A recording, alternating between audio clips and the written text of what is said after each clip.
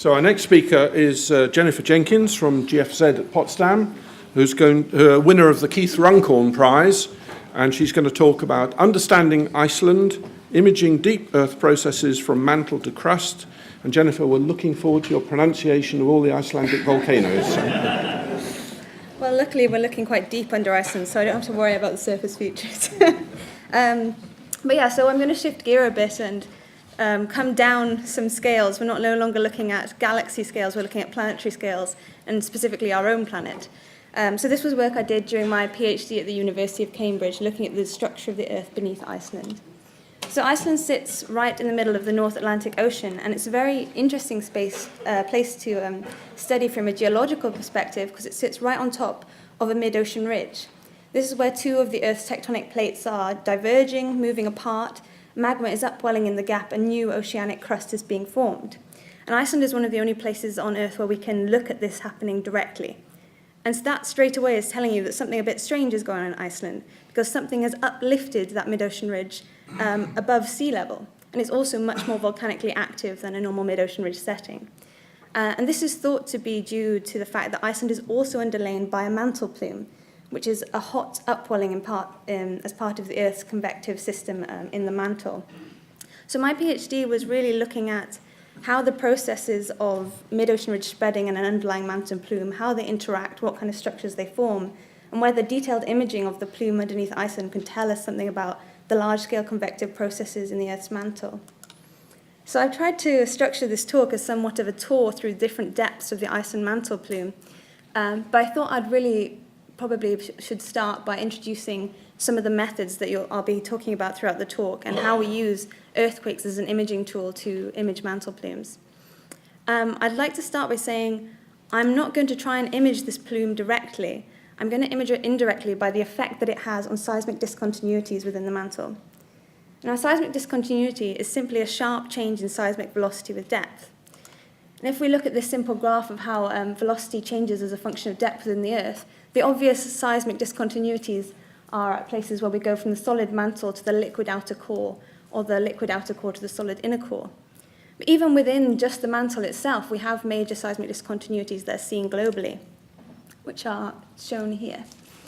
The discontinuities that I'm going to be focusing on in this talk are the MOHO, which represents the change from the crust to the mantle, the transition zone discontinuities at 400 to 600 kilometers depth, and some interesting observations from the mid-mantle around 1,000 kilometers.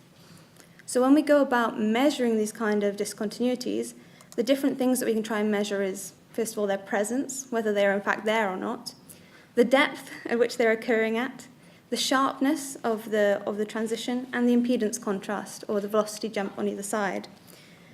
And these are useful things to measure because all of these factors vary with both the temperature and, in some cases, the composition of the mantle material. And the seismic tool that we can use to image these discontinuities are called P to S converted phases.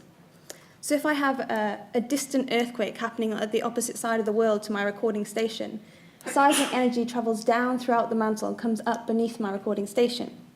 Now, the first arriving seismic wave is always a P wave, which is a compressional motion in the direction of the incoming ray. And when this P wave hits sharp discontinuities within the Earth's mantle, some of that P wave energy can be converted into S wave energy, which is a transverse motion wave.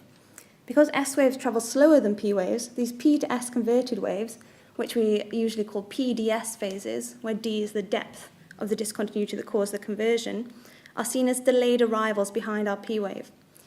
And we make observations with this receiver function analysis. So this is the data observable that we're looking at. And you can see at 0 seconds we've got that direct P wave coming in, and at later times these delayed arrivals from P to S conversions. And once we've made these observations, there's many different analysis techniques we can use to analyze them. The first thing we always tend to do is to stack the data, because these things are very small, and if we want to see them above the noise, we need to stack lots of observations together. And then we can have two different approaches. We can either say we have no idea what the velocity structure of the Earth is, and we can invert for a model of the velocity structure that matches the waveforms that we observe. Or we can assume we have some knowledge, pre-existing knowledge of the velocity structure, and we can use that knowledge to convert our waveform from time into depth so that each of these peaks represent the depth of the discontinuity that's causing the conversion. So with that, we'll begin our tour down through the Earth beneath Iceland. I'll start off talking about the Icelandic crust, before moving down into the mantle transition zone and finishing off in the mid-mantle. So we'll start off at the shallowest level, looking at Icelandic crustal structure. So as I said, Iceland sits right on top of a mid-ocean ridge where these two tectonic plates are pulling apart. And this rifting, this divergent motion in Iceland is delineated by these volcanic fissure swarms, which are shown here in these brown colours.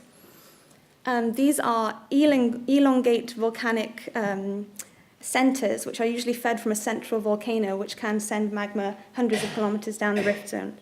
And what you'll notice is there's not one single rift running throughout Iceland. There are, in fact, here two sub-parallel rift zones called the Western and Eastern Volcanic Zone. What we think is happening here is, over time, the Western Volcanic Zone is gradually dying out, while the Eastern Volcanic Zone is becoming more dominant, such that what we're seeing is an eastwards jump in the location of active rifting. And it turns out this has happened in the past. All these lines here mark areas which we think are paleo-rift zones that were active in the past and are no longer active. So we've had this consistently eastwards jump in the location of active rifting. And we think this is happening because the rifting likes to sit right on top of the underlying mantle plume, which is currently thought to sit somewhere here beneath Vatnajökull ice cap. I'm sorry, that's the only Icelandic name you're going to get. So to understand the crustal structure of Iceland, like why are we interested in this?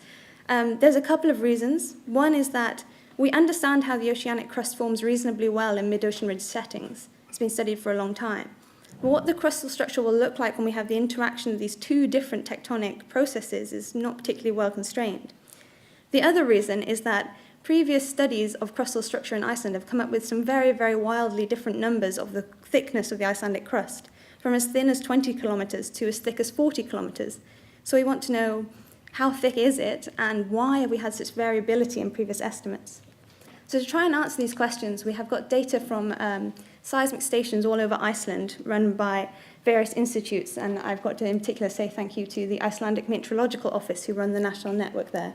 Because in Iceland, when you're the meteorological office, you also monitor not just the weather, but also volcanoes and earthquakes. So with all of these stations, we record our receiver functions, and we're going to start analysing them. Now, when we look at the crustal structure, we also have to worry about some other phases. Instead of just our P to S conversions, we also have to worry about multiples, which bounce around within the crust before being recorded at our station. In a perfect, very simple scenario, we just have an increase in seismic velocity at the crust to mantle boundary. This is what our perfect receiver function would look like. We see the first P to S conversion, and then we have these two multiples of opposite polarity. However, when we start looking at real data, things tend to be a lot more complicated. You can see there are many peaks here, and it's not entirely clear which ones are true P to S conversions and which ones are multiples. So for that reason, when we look at crustal data, we usually invert for a velocity model that can match these observations. Now, unfortunately, when you take receiver function data, it has a real limitation in that it has a perfect trade-off between depth of the discontinuity and the velocity structure. And you can imagine this in the fact that if I had a peak arriving at 10 seconds, it would be exactly the same time whether it had gone through a very slow velocity thin layer or if it had gone through a very thick velocity fast layer. I have no constraint.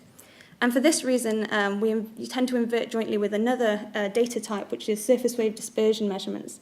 And these are very sensitive to the absolute velocity structure, but they tend to give a very depth averaged image. So these two data types together are very complementary. So every single one of our stations, we're going to invert for a velocity structure. And it's a very simple damped least squares in iterative inversion, which basically just means that we start from a starting model, in this case just a half space, and we iteratively update that model until we can fit our observations. And this is some of the typical outputs that you'll get from these inversions at one station. What you can see is a sharply increasing velocity in the top 10 kilometers or so to start with.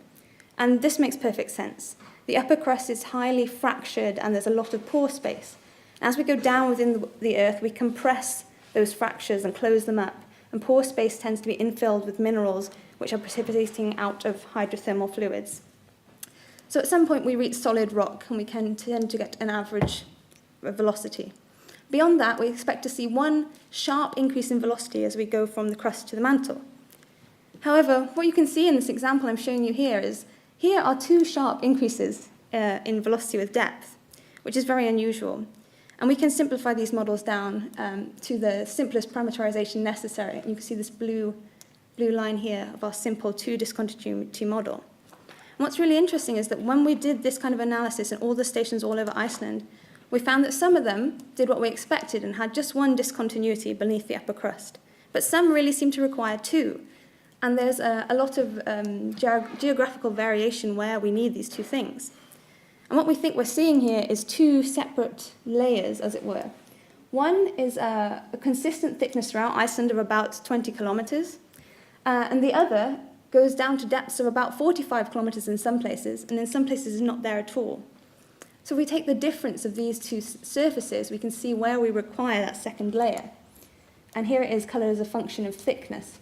And you can see we have the greatest thicknesses here beneath Vatnajökull ice cap, and in some places it's not present at all.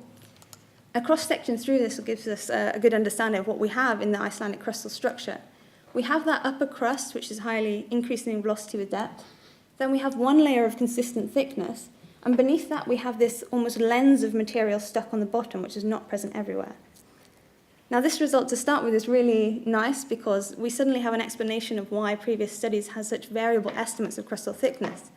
If you see a 20-kilometer thick crust, you were probably measuring this discontinuity. If you saw a 40-kilometer thick crust, you were probably measuring this one. It just turns out that there was two, which is kind of unexpected. But now we have to explain why we have two. Now, a nice simple explanation might be that at some point in the past, we have no influence of a mantle plume. We're forming crust of a consistent thickness of 20 kilometers. At some later period, the presence of the mantle plume is felt. We generate additional melt and we stick it on the bottom. That's very nice, it's very simple.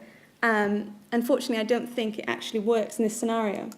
Because as I mentioned at the beginning, we've had this eastwards jumping in where the rifting is occurring. So in the present day, active rifting is happening right above the plume. So any layer of a pre-existing thickness is now being stretched and should be thinned, which is not what we observe. Unfortunately, the explanation we did come up with is a little bit more convoluted. I'll do my best to explain it briefly. So it turns out, if we look at the lavas erupted along the volcanic zone here, they have different compositions. So in the northern part here, we saw just one discontinuity. The composition of the lava is the same kind of composition we'd get in normal mid-ocean ridge crustal formation. But down here in the southern part, where we have those two discontinuities, we have magmas which suggest that there's a melt source coming from deeper, which has a slightly different composition. And it turns out that if you take those two different melt compositions and you model the crystallization pathways, so what rocks they will form as they cool down, we can come up with an explanation. So the northern part, we transition from forming olivine cumulates to gabbros. And this change here is what we'd see as that one discontinuity. However, in the southern part, we have some of those shallow melts as we did before. We have more of them because the active upwelling of the plume is pushing more through. And so we have the same kind of structure of olivines to gabbros, and that explains our deep discontinuity. However, the deeper melts from the plume are a different composition, and these actually crystallize out olivines for a lot longer before gabbros. So you can imagine if we have a mix of these two different compositions, we can create changes where we see bulk changes in the composition of the crust. So that finishes the tour of the crust. We saw this multi-layered structure which really nicely reconciles previous variability in the estimates of crustal thickness. And we think that we can explain this by the variability in melt composition away from the plume. So where we see two discontinuities, we're getting melt from the mid-ocean ridge, normal spreading, but also the plume. And where we see just one, we no longer feel the additional melt from the plume. Okay, with that, let's move a little bit deeper into the mantle transition zone. So the mantle is made up predominantly of this mineral, which is called olivine, a magnesium silicate, and this makes up nearly 60% of mantle composition. Olivine is a very interesting mineral because it undergoes polymorphic phase changes. That is to say, when I take it to very high pressures and temperatures, the crystalline structure within olivine can rearrange into higher pressure forms without changing its chemical composition. Now this is a pressure temperature graph to show you where these transitions happen.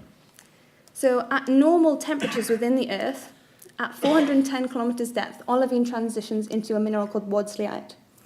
The wadsleyite then transforms into something called ringwoodite over quite a broad transition that we don't tend to see. And as we go deeper, that ringwoodite breaks down into perovskite at 660 kilometers. And these are what we call the transition zone discontinuities, and they're seen all over the world. And what is really important to take away from this graph is that these two transitions can be explained by slopes of the opposite sign. That is to say, they have opposite reactions to increasing or decreasing temperature. So if we have a cold scenario, the 410 happens at shallower depths, while the 660 happens at deeper depths. While in hot scenarios, the 410 happens at deeper depths and the 660 happens at shallower. And so for a long time, measuring this thickness of the transition zone has been used as a way, as a thermometer for measuring mantle temperatures in the mantle transition zone. So we wanted to do this under Iceland to try and see where is the plume beneath Iceland and also what depth it extends to, because there's been an ongoing debate about whether these mantle plumes rise all the way from the core mantle boundary to the surface or if they are in fact shallower sourced. And to do this, we've taken our original data set, we've expanded it slightly so we can look further afield across the North Atlantic. And this shows you just the data coverage that gives us, with each of these points showing where our data samples those depths and the area it's sensitive to in the shaded colours. And now we're going to analyse the data in a bit of a different way. We're going to assume we have some prior understanding of the velocity structure. So we're going to use this seismic tomographic model, which shows large-scale variations in the seismic velocity across the North Atlantic. And you can see these slow velocities here, which seem to track what appears to be a mantle plume going down, and we want to see if the discontinuities reflect this as well. And we're also going to use this method called common conversion point stacking, which basically just sets up a three-dimensional grid and traces the energy back along the incoming ray path, stacking together data that sample the same area at depth. And what I'm going to show you in the results is just cross-sections through this gridded volume. So we start here just to the north of Iceland and move gradually south. And these are our receiver function observations. So you can see here we have a nice arrival coming in at 410 kilometers and another one at 660. And these are at flat average depths. As we come in towards Iceland, we start to see a depression on the 410, just as we predict. And here it's really obvious. However, we also see a depression on the 660. Now, this is not what we predicted. In hot temperatures, we expect the 660 to be uplifted, not depressed. So we can also extract the points of these things and plot them as a map so we can understand the topography and how it varies across this area. And here you can see the 410 topography is the average depths everywhere and deeper under Iceland, but so is the 660, average depths everywhere but deeper under Iceland, which means that the transition zone thickness is not significantly thin under Iceland compared to the general variation across the North Atlantic. Now, as Rebecca mentioned, when you see something that goes against the theory, you start checking things. Have I done something wrong? And we did a lot of tests to check that this was a real feature. Is this an artifact of the one velocity model we chose? No, we can choose any velocity model we want and we still see this. Are none of the velocity models good enough? Tomography tends to underestimate amplitudes. So can we crank things up and get rid of this? Turns out no. And then we asked, well, how much unseen velocity do we have to make this not happen? And it becomes unrealistically large. So this is a real feature. So we'll come back to our pressure temperature graph. And you can see that I've plotted some other lines here in green. These are phase transitions that happen in garnet, which is another major component of the mantle. And in fact, there is a transition here from majorite garnet to perovskite, which also happens around 660 kilometers. And you'll see that it's the opposite sign slope to the olivine transition. So this means in hot temperatures, this transition gets deeper, not shallower. It also only seems to become dominant at very high temperatures. So we think this is what's happening in Iceland. The 660 is not being controlled and uplifted by the olivine transition. It's being depressed because it's controlled by the garnet transition. And this has really interesting implications because the garnet transition actually facilitates upwards movement of the mantle plume. And it also says the transition zone won't necessarily be thinned, and that doesn't mean that there isn't a hot temperature anomaly, because the boundary is actually, the mineralogy controlling the boundary might be controlled with temperature as well. And we can also get some temperature estimates of the plume by seeing how much the 410 is depressed by, and that tells us that the plume is about 200 Kelvin above background mantle temperatures. So we saw a depression in the 410 and 660, which tells us the plume at least extends through the mantle transition zone. And the next obvious thermal boundary layer is the core mantle boundary, which suggests plumes really are whole mantle features. We know that it's about 200 Kelvin above background temperatures, and that in Iceland at least, the 660 is dominated by garnet rather than olivine, which might suggest that Iceland is a hotter than average mantle plume.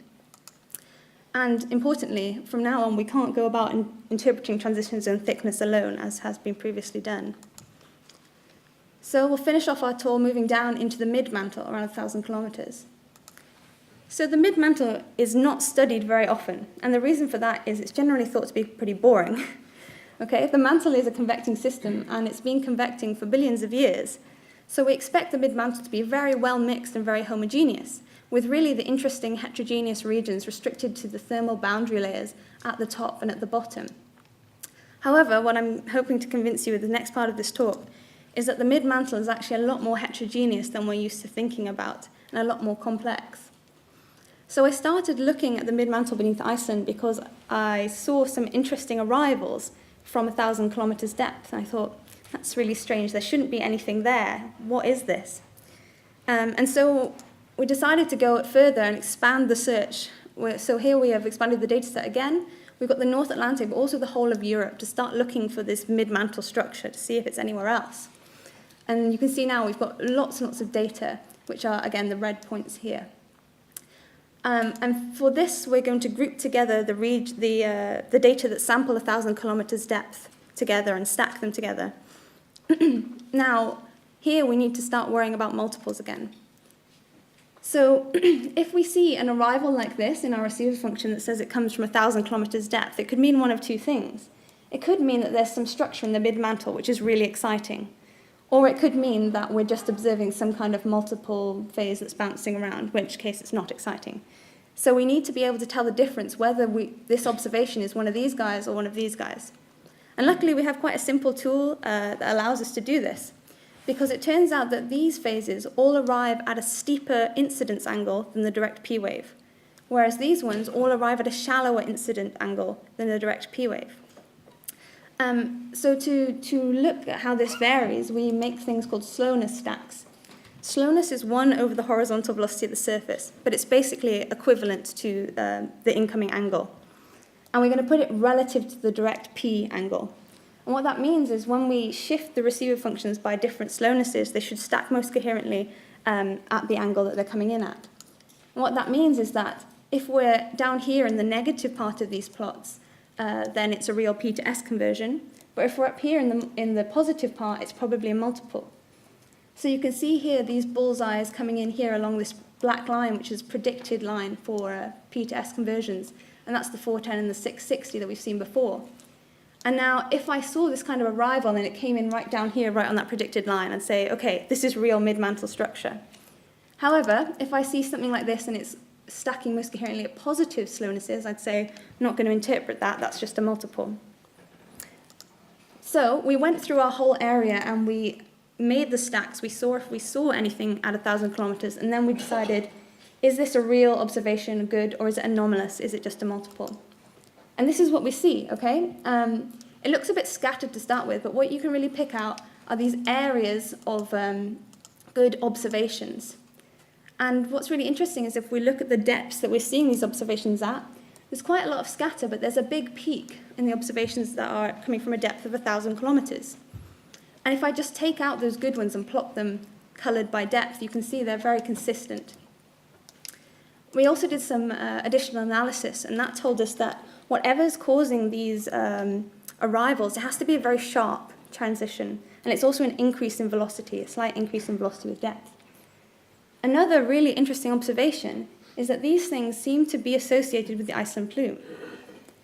So this is another seismic tomographic model, a very recent one that was very interesting because it started showing things of plumes rising up, but also in some places being laterally diverted. Okay, so this is a cross-section through this particular depth, and you can see the plume being diverted beneath Europe. And what you can see as well is these coloured points are those groups of good observations. And it really seems that our observations are delineating the top of this laterally diverted part of the plume. So, what is it? We don't know of anything at this depth. And what's really the first instinctive explanation when you look at this is to say, well, you're seeing that velocity change as you come into this diverted plume material. But that doesn't really work because, for one thing, this is a decrease in velocity with depth, and we know this must be an increase. We also know that temperature contrasts are very diffuse boundaries, and we require something sharp to set up these kind of phases. So it's not a temperature contrast. Is it a phase change? We know phase changes set up sharp converted phases. However, in the normal composition of the mantle, there's nothing that has a phase change at this depth. And this is exciting because it suggests we have to have some kind of different composition to be observing these phases. And maybe even that plumes are not just thermal upwellings, but they're chemically distinct. They have a different composition from the rest of the mantle. And then we have to ask ourselves, well, where is this chemically distinct component coming from?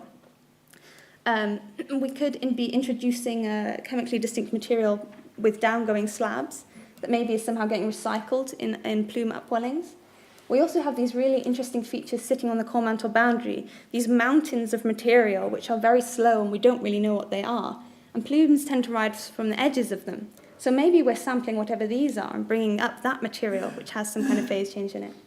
The answer is we don't know. This is a new observation and a very interesting open research question. But the take-home message is the mid-mantle is not as homogeneous and boring as we were used to thinking about. And with that, I guess I will end my tour of the Iceland mantle plume. We saw that the crust had this multi-layered structure due to the interaction of the mid-ocean ridge and the mantle plume melting. We found that in the transition zone, the plume extends at least down through the transition zone, as suggested by tomography as well, but that the transition zone in Iceland, the base of it, the 660, is controlled by garnet, not olivine, like we're used to thinking about, which means that we can no longer rely on transition zone thickness alone, and potentially the Iceland plume is hotter than a normal plume. And finally, we have evidence from the mid-mantle that suggests that maybe plumes are not just hot thermal upwellings, but they might have a chemically distinct component as well, though where that's coming from is still up for debate. And with that, I'd be very happy to take any questions.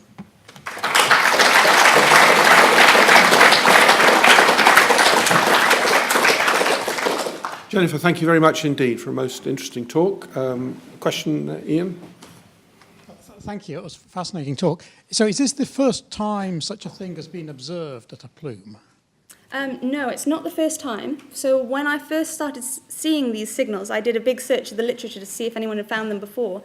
And they have been seen in other places. They're usually tagged on the end of a paper that said, and we saw this strange thing. They're often found in subduction zones. That's not surprising because there you've got a source of heterogeneity coming down into the mantle, so that makes sense. But a couple have been seen in other plume locations. So I think this is a new feature that we need to start specifically looking for, rather than just saying, oh, yeah, maybe it's there as well. Any questions? Yes, Monica. So if you have this sort of spreading, well, wider feature then in the mid-mantle, could this have implications for the production of earthquakes that we haven't looked at in the past?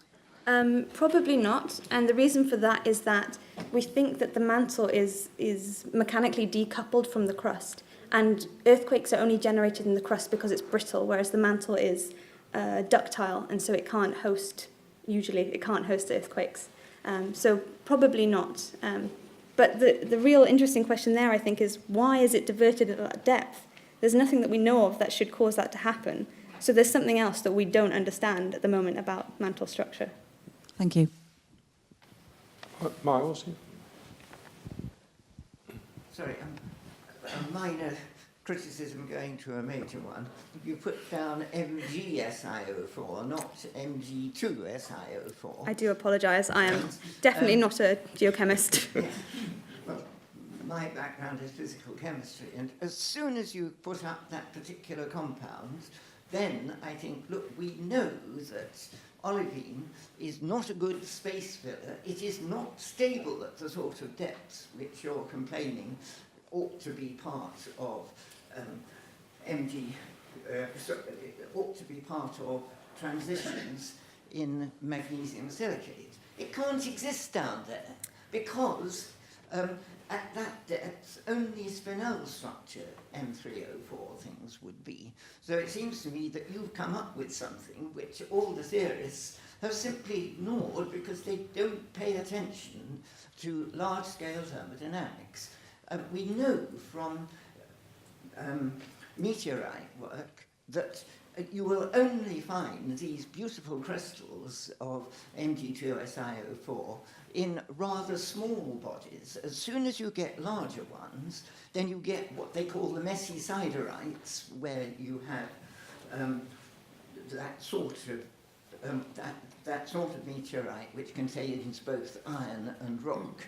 And it's like that because at that depth we know from the Wittgenstein patterns that these are deeper, older things. It cannot exist as a separate compound. Therefore, it seems to me everything that you said is really a challenge to a whole lot of cosily accepted nonsense that the mantle, He's being nice. the mantle is supposed to be mainly magnesium silicate. It can't be.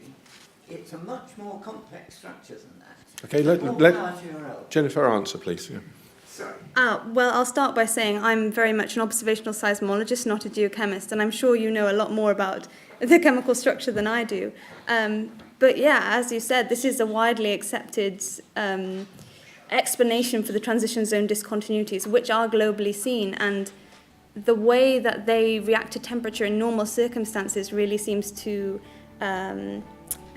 fit with what we understand about the transitions in the olivine system.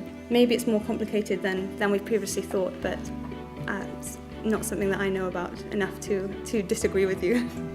Let's thank Jennifer again for a super talk. Well done.